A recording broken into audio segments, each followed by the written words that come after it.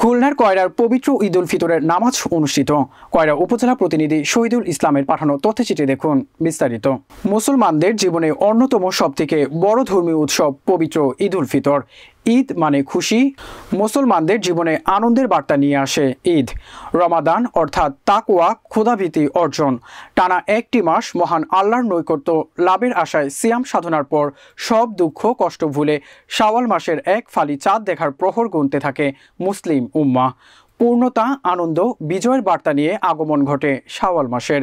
এরপর থেকেই প্রতিটা মুসলিম উৎসবের আমেজে মেতে ওঠে। ছোট বড় সবাই আনন্দে উদ্বেলিত হয়ে ওঠে। পূর্বের সব হিংসা বিদ্বেষ বিচ্ছিন্নতা ভুলে সৌহার্দ্য সম্প্রীতি ভালোবাসার বন্ধনে আবদ্ধ হয় প্রতিটি মানুষ।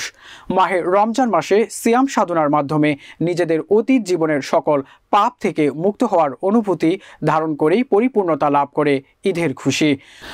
ধনী গরিব সব মানুষের মহামিলনের বার্তা বহন করে।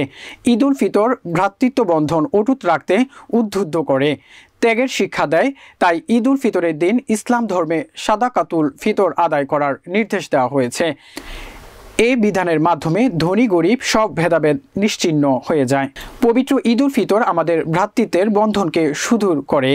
পবিত্র ঈদ উল ফিতর উপলক্ষে খুলনার কয়রা উপজেলার বাগালী ইউনিয়নের ঘুগরাঘাটি ঈদগাহ ময়দানে কয়রার সর্ববৃহৎ ঈদের জামাত অনুষ্ঠিত হয়।